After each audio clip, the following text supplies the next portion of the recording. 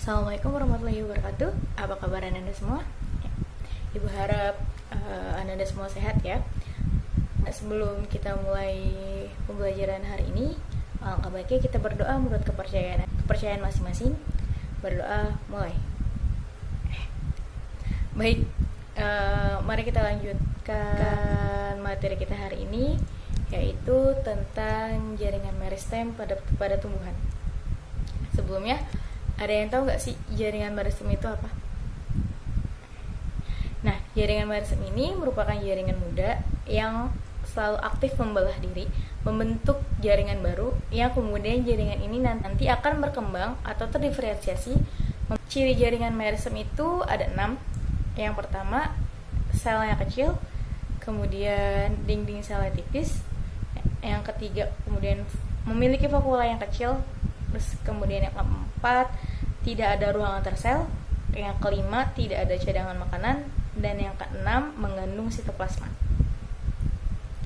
Nah, jaringan meristem ini terbagi menjadi 2. Yang pertama itu jaringan meristem berdasarkan asal pembentukan, yang terbagi menjadi 3, yaitu jaringan promeristem, meristem primer, dan meristem sekunder.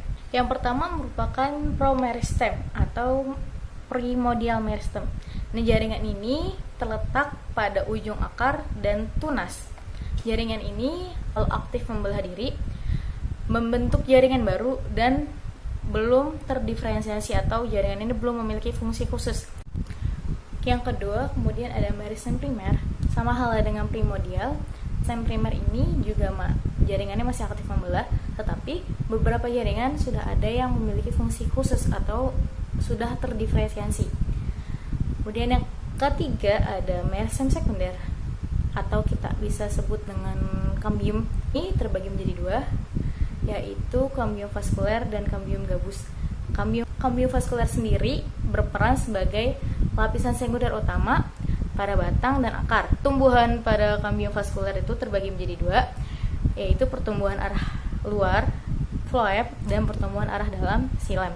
Kemudian ada gabus atau kolagen. Kolagen sendiri ini merupakan lapisan pelindung. Sama halnya dengan kambium vaskuler, kambium gabus pertumbuhannya juga terbagi menjadi 2. Pertumbuhan arah dalam yang terdiri dari sel hidup yang disebut dengan velodrome, dan kemudian pertumbuhan arah luar yang terdiri dari sel mati yang kita bisa sebut dengan velum. Selanjutnya ada pembagian jaringan meristem berdasarkan letak yang terbagi menjadi 3, yaitu meristem apikal, interkalar, dan lateral. Yang pertama ada meristem apikal. Meristem apikal ini terletak di ujung batang atau lateral dan ujung akar. Nah, pertumbuhan meristem apikal ini menyebabkan pemanjangan akar dan pemanjangan batang, menghasilkan tunas apikal yang tumbuh di pucuk dan cabang samping yang tumbuh menjadi cabang samping dan bunga. Nah, meristem apikal nantinya akan berkembang menjadi 3 jaringan. Yang pertama itu protodrop, yang nanti akan terdiferensiasi menjadi jaringan permanen, yaitu jaringan epidermis.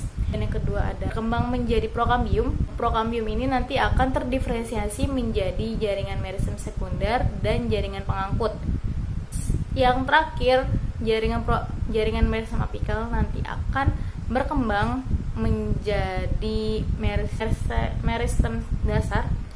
Nah, jaringan meristem dasar ini nanti akan terdiferensiasi menjadi jaringan permanen, yaitu jaringan scalerenchyme, colerenchyme, dan parenchyme. Kemudian ada jaringan meristem interkalar.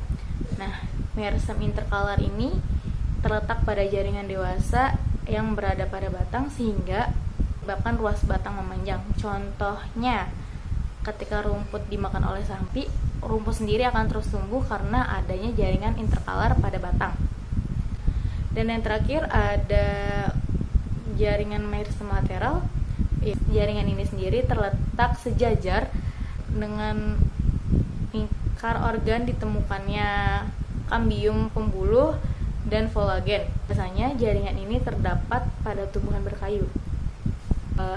Meristem lateral pada tumbuhan kayu akan menyebabkan penebalan pada batang yang semakin lama semakin tebal, sehingga batang akan menjadi kuat dan tebal.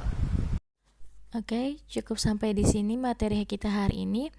Untuk yang belum paham bisa tanya sama temannya terlebih dahulu, atau mungkin boleh tanya ibu langsung, bisa via WA atau via grup, atau bisa juga tanya langsung di kantor ya.